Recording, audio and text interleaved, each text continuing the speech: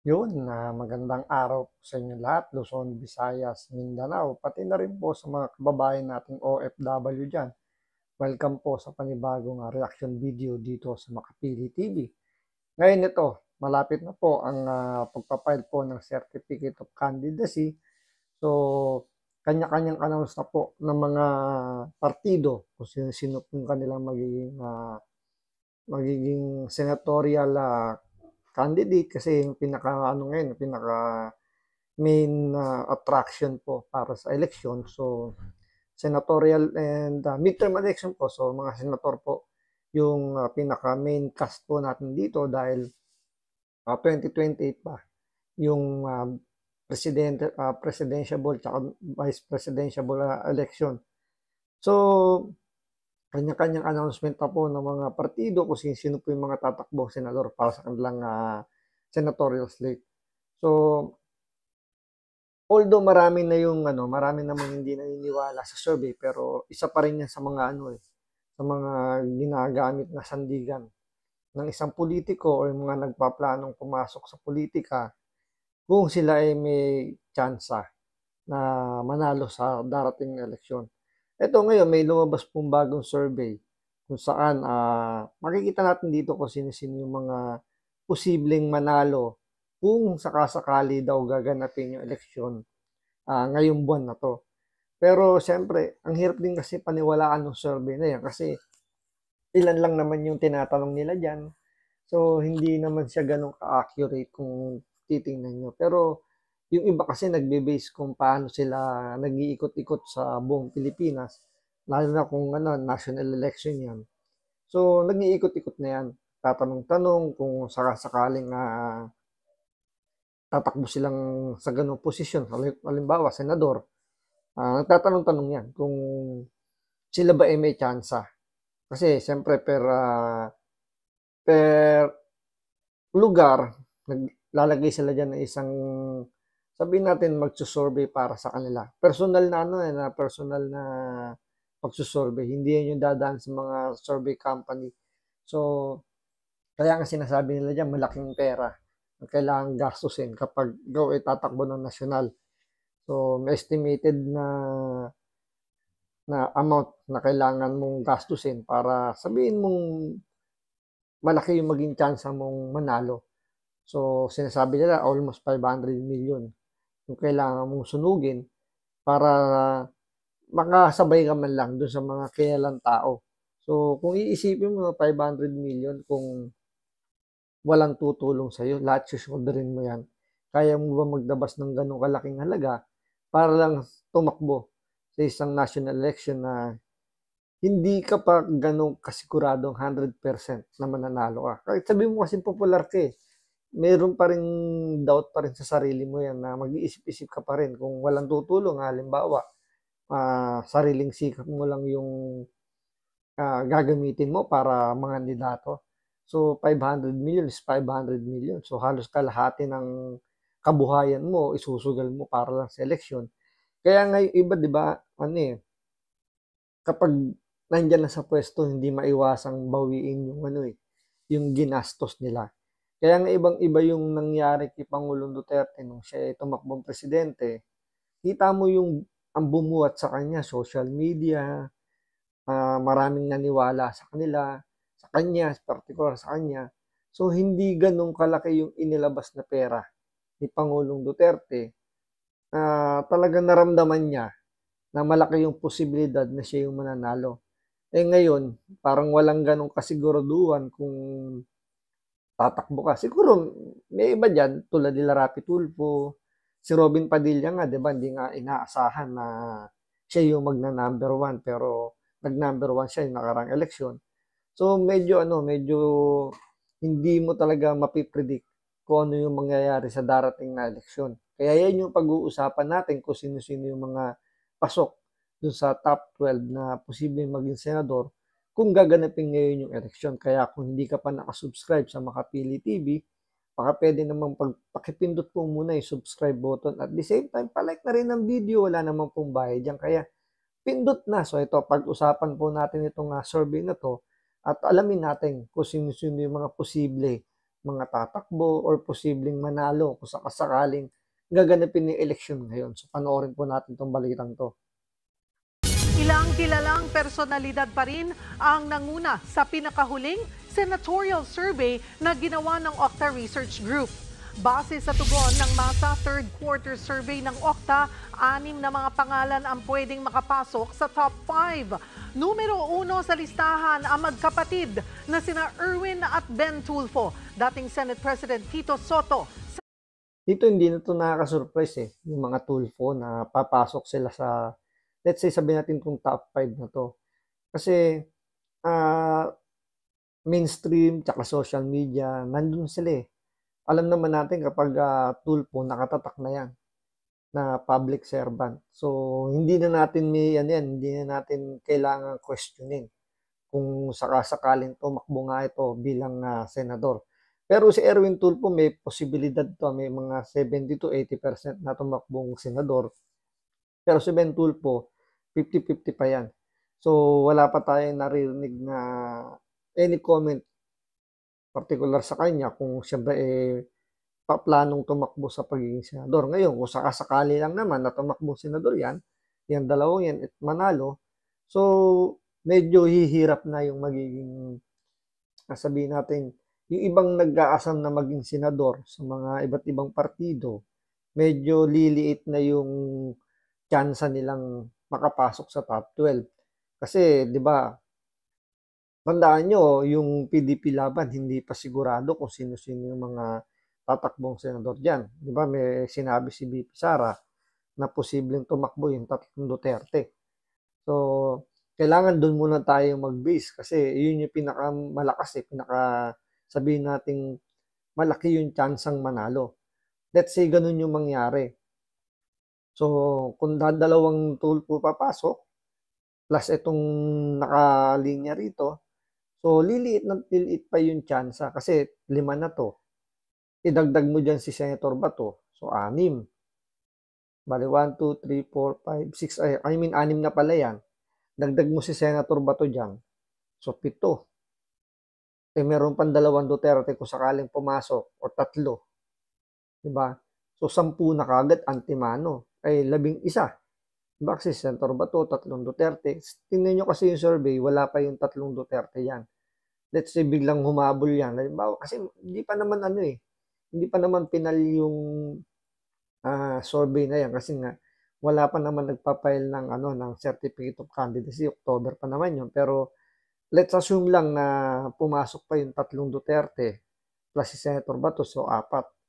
So plus 7, so 11 na kagad ang timano. So parang doon pa lang, medyo yung ibang nangangarap, medyo medyo mukhang nasa alanganin na hindi sila manalo. Kung isama mo pa si Philip Salvador, di 12 na, di tapos na laban, di na kailangan magbotohan. So, medyo mahihirapan. Kasi kung titingnan mo rito, ilan lang dito yung sabihin nating under ng administrasyon. I think Tito Soto and Bong Revilla sa top 5 na to So, ito yung 2 lang yung under ng administration slate. So, Erwin Tulfo, hindi ko sure kung tatakbo doon pero naglabas ng ng partial na listahan before ng mga posibleng tumakbo under Bongbong Marcos administration, mukhang kasama si Erwin Tulfo. Pero tingin ko naman hindi to magiging parang magpapa-under ng kanilang partido kung sakasakali. Malamang sa malamang katulad to ni Rapi Tulfo na independent na lahat kayang banggain. So siguro naisama lang yung pangalan ni Erwin Tulfo doon pero most likely tatakbo independent to. Parang mangyayari lang dito, i-adapt lang to. So parang yung ginawa kay Rapi Tulfo, di ba, nung nakarang eleksyon, independent siya pero isinasama yung pangalan niya sa ibang mga partido. So, malamang sa malamang ganito yung mangyayari dito kay Erwin Tulfo at kay Ben Tulfo kung sakasakali. Ngayon, pag-usapan naman natin yung susunod na, kasi kung 7 to, so may 5 pang nasa next page ng listahan ng Okta Research. Pero pakinggan muna natin to. Senator Bongo, dating Senator Ping Lacson at si Senator Bong Revilla. Bukod sa 6, may 9 na iba pang pangalan ang lumabas na may statistical check. So dito, kung makikita ninyo, nandyan si Francis Tolentino, medyo hindi ko alam kung paano pumasok sa survey. Kaya nga sabi ko sa inyo, yung survey, hindi lahat naniniwala diyan kasi mahirap kumbinsihin yung paniniwala ng iba na halimbawa 1,000 lang yung in-interview o tinanong diyan tapos yun ay mag-represent ang magiging boto ng buong Pilipinas. Kasi nationwide to eh. So hindi ganun ka accurate. Tulad niyan, pasok pa yung pangalan ni Lito Lapid na ni minsan hindi mo nga nakitang, siguro once lang umattend to ng hearing, saglit pa tungkol sa issue ng Pogo doon sa Porac. Tapos andito pa si Francis Tolentino na tumalon mula PDP Laban, tumalon papunta doon sa administrasyon ni Marcos. So yung balimbing na yan, tawagan nila dyan, balimbing ngayon eh. So normal lang naman na magbalimbingan eh. Hindi naman nawawala sa politika yan. Yung ginagawa talaga ng ibang politiko, siyempre gustong manalo. Kasi ano yan eh, mayroon naman talagang gustong manalo na gustong maglingkod sa taong bayan kaso walang tiwala sa kanya. Hindi sa kanya, halimbawa, hindi siya ganun kapopular, pero makikita mo naman yung galing. Kasi kung titingnan mo naman si Tolentino, may galing naman eh.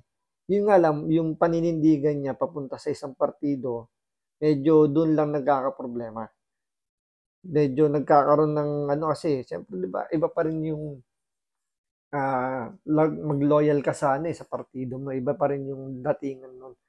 Once na tumalong ka kasi ng bakod, parang ang dating nun, parang tinatraidor mo na, wala ka ng I mean, siyempre, pag bumalik, halimbawa, bumalik yung partido ni Pangulong Duterte, sila yung yung pinaka, sabihin natin dito, yung maging majority, diba, na partido, posibleng bumalik, or kung manalo naman yung administrasyon uli, so parang na nangyayari, kasama siya dun sa mga babatikos, dun sa mga ibang partido, na babatikos sa administrasyon. Ngayon, ito pang isa rito, yung si Abalos, na mahilig sa Jollibee, bida-bida, nandiyan din. So, di ba, parang ang hirap ng paniwalaan. Kasi kung titingnan mo sa mga social media, maraming hindi pabor o hindi, kumbaga hindi natutuwa na tatakbong ito si Abalos bilang senador. So, medyo hindi maganda yung second page na to kasi mostly ang mga nandito puro mga luma na. So meron naman dito yung mga sabihin natin kahit luma na, matagal na politiko, medyo maganda naman yung naging performance tulad ni Pia Cayetano. Diba? Nandiyan din naman si Senator Bato kasi Pangulong Duterte. So wala pa dyan yung dalawang Duterteng magkapatid. So pwedeng taktika rin yan na hindi pa naman ina-announce kung sino-sino talaga yung mga posibleng maging kandidato. Kasi magkakaalaman na yan, October pa. Yung talagang hanggang doon sa last day ng pagpapile ng Certificate of Candidacy. Yung iba dyan, kumbaga sa baraha, hindi pa ibinababa lahat ng baraha. So nagtataguan pa. Para siyempre, kasi may bagong rules na ngayon sa COMELEC na once na na-file mo na yung Certificate of Candidacy, hindi na pwede yung substitute. So, may mga certain requirements na para doon sa substitute bago aprubahan. Pero most likely, tinanggal na nila yung ganong klaseng ideya kasi nga napaglalaruan na eh. So, although ganun yung ginawa ni Pangulong Duterte noong nakaraan, pero iyon, legal na, kumbaga, hindi pa nasasalaula. Unlike kasi nung after niyang manalo bilang presidente, yung discarding niyang yun yung ginamit din ng mga ibang politiko. So, nasalaula na yung paggamit ng substitute. Kaya nga, pinagbawal na yan ng COMELEC. Kaya, magkakaalaman na yan pagdating pa ng October, kung ano talaga yung magiging final na magiging senatorial slate ng mga kanya-kanyang partido na manalo sa pagkasenador. Kabilang dyan ang kilalang health advocate na si Doc Willie Ong. Ginawa ang survey noong... Dito pala kay Doc Willie Ong, medyo ipagdasal po natin na makarecover po at fast recovery na makayanan po ni Doc Willie Ong kasi ngayon dumadaan siya sa isang pagsubok. Sana ipagdasal po natin siya na makayanan po niya, pati po yung pamilya niya na maging matatag po. So hindi po, kumbaga hindi madali yung pinagdadaanan ngayon ni Doc Willie Ong. So sana tulungan po natin na mabigyan ng dasal, ng lakas si Doc Willie Ong kasi medyo hindi talaga maganda yung kondisyon niya ngayon. Kaya Doc Willie Ong, pagaling po kayo. August 28 hanggang September 2, kung saan pinapili ang 1,200 respondents ng 12 pangalan na gusto nilang iboto. So isipin nyo, 1,200 na respondent para sa 12 kandidato lang na papasok dito sa eleksyon na to. So lumalabas 1,000, kung 1,200 sa 12, almost 100 per candidate lang yung bumoto. So napakaliit ng ng percentage. Kaya ang hirap paniwalaan ng ganitong klaseng survey. Kasi paano mo naman i-represent ang isang lugar ng 100 katao lang? Isipin nyo ilan ng presinto sa buong Pilipinas. Kahit doon mo na nga ilagay sa sa malalaki yung number of voters, hindi pa rin uubra yung ganyang kaliit na number of ng tatanungin mo. 1,200 lang. Tapos yun yung magiging basihan mo para i-represent yung buong Pilipinas. So medyo medyo hindi para sa akin hindi katanggap-tanggap yung survey na yun. Pero hindi natin alam kasi may kanya-kanya silang pamamaraan dyan. Pero marami yung naniniwala na hindi siya ganun ka-accurate. Pero pinaniniwalaan pa rin ng ibang politiko kumbaga dyan pa rin sila kumakapit Hindi natin alam kung bakit. Pero basta para sa iba, sa akin, hindi siya ganun ka-accurate. Sa pagkasenador kung sa survey period ginawa ang eleksyon. Mga kapatid, Cheryl Cosimo. So yun, nasa sa atin naman yan kung sino-sino yung mga iboboto natin. Pero ang lagi ko pong magiging advokasya dito, kung gusto natin ng pagbabago, bumoto tayo ng bago. Pwede naman tayong kumuha ng mga lumang politiko, sabihin natin yung mga re-electionist ng mga senador, as long as nakikita natin nagtatrabaho.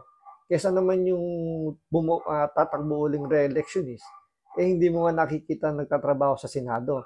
Mas madalas mo pa nakikita nagtitaping, di ba? Kesa naman yung mga ganong klaseng politiko yung ibabalik natin.